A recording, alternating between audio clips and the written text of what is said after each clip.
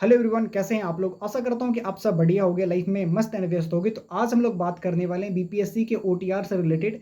मैंने आज से 1 साल पहले इसी टॉपिक पे वीडियो बनाया था और उस पे आज भी आप लोग बहुत ज़्यादा प्यार दे रहे हो और आपके मन में बहुत सारी क्वेरीज भी आ रही हैं। तो मैंने सोचा कि इस पे वीडियोज़ बनाते हैं और आपको समझाने का प्रयास करता हूँ। स्टूडेंट अभी फॉर्म फिल करने वाले हो बीपीएससी टीचर का, तो फॉर्म फिल करने से पहले ज़रा संभल के करना, क्योंकि अगर एक बार आप ओटीआर गलत कर लोगे तो आपको दोबारा ओटीआर करना पड़ेगा और दोबारा ओटीआर करने में बहुत ज़्यादा प्रॉब्लम होता है। आपको अगर नहीं पता है तो जो लोग इसको प्रॉब्लम को फेस कर चुके हैं उनसे जाकर के एक बार आप कांटेक्ट करना, फिर आपको पता चलेगा कि ये कितना झंझट वाला काम है। तो आपको पहली चीज़ें क्या क्या करनी है ओटीआर के समय, आपको मतलब आँख कान नाक जितने भी आपके ज्ञानेंद्रियाँ हैं सबको खोल के फॉर्म के डिटेल्स डालने हैं। पहले आपको खुद का नाम गलती नहीं करना है, उसके बाद पिताजी का, माताजी का, डेट ऑफ बर्थ और मोबाइल नंबर, ठीक है। इतना चीज़ें आपको गलती नहीं करना है, क्योंकि अगर आप इन चीज़ों को गलती करोगे तो बीपीएससी कभी भी आपको इन सब चीज़ों को सुधार करने के लिए मौका नहीं देगा। ये चीज़ें आपको समझना होगा, क्योंकि 70th बीपीएससी के समय में प्रोटेस्ट हुआ था और उस समय इस चीज़ को भी काफ़ी नोटिफिकेशन आएगा। जब आप हमारी पुरानी वीडियोस देखोगे तो उसमें मैंने डिटेल में बताया है।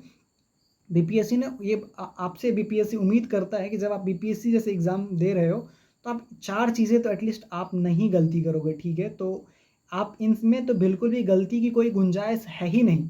मतलब इन इन इसमें आप कोई भी गलती, मतलब ह्यूमन एरर हो जाता है, वर्ड स्पेलिंग मिस्टेक या कुछ भी चीज़ें इधर-उधर हो जाती है। तो बट आपको अगर फॉर्म फिल कर रहे हो, ओटीआर कर रहे हो, तो फुल कॉन्शियस होके इस चीज़ को करना है। और उसके बाद आप चाहो कि कोई भी जो आप फॉर्म फिल कर रहे हो तो आप खुद से फिल करो, साइबर कैफ़े पे भरोसा मत करो। क्योंकि लास्ट टाइम जब मैं पटना में था और मैं फॉर्म फिल कर रहा था तो साइबर कैफ़े ने तो ब्लंडर ही कर दिया था, मतलब टोटली समझो बहुत बड़ा एरर कर दिया था। बट उस समय कैसे भी कैसे करके मैं उस चीज़ को ठीक किया, मैं ही जान रहा हूँ। क्योंकि बीपीएससी आपको 4 चीज़ों के अलावा ऑप्शन एक बार दिया था कि हाँ, आप चीज़ों को चेंज कर लो। अदरवाइज़ अब बीपीएससी, हमें तो लगता है कि ये करेक्शन वाला ऑप्शन नहीं देगा, मतलब ये चीज़ आपको मान के चलना होगा और इसीलिए बहुत सोच समझ के ही फॉर्म को फिल करें। अब बात आता है उनका जिनका मान लो ओटीआर करते वक्त दिक्कत हो गई है, गलती हो गया, तो उनको क्या करना चाहिए।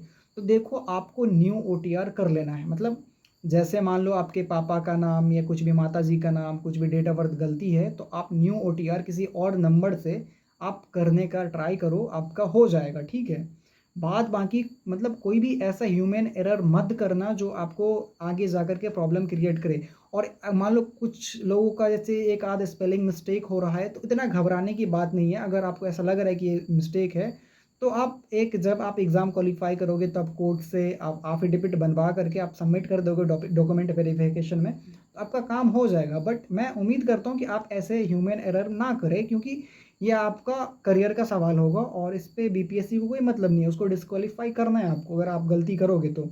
तो घबराना नहीं है, आराम से रिलैक्स मोड में आकर के आप खुद से, मतलब चाहो कि फॉर्म फिल करो। मान लो जैसे मेरे पास टैब है ये, तो मैं टैब से ज़्यादातर फॉर्म फिल करता हूँ। अगर आपके पास टैब नहीं है, लैपटॉप नहीं है, तो आप किसी दोस्त से, फ्रेंड से या किसी से ले लें, या अगर आप साइबर कैफ़े में ही करवा रहे हैं तो सारे डिटेल्स आप एक बार यूट्यूब से देख लो। सारा डॉक्यूमेंट, सारा डिटेल आप नोट डाउन कर लो या आप खुद के पास कलेक्ट कर लो, देन ही जा करके आप फॉर्म फिल करो, तो ये बेटर होगा। खास करके मैं ये टीचर वाले जितने भी स्टूडेंट हैं उनके लिए वीडियोज़ बना रहा हूँ, क्योंकि मैं अमूमन अभी एक्टिव नहीं हूँ यूट्यूब पे ज़्यादा।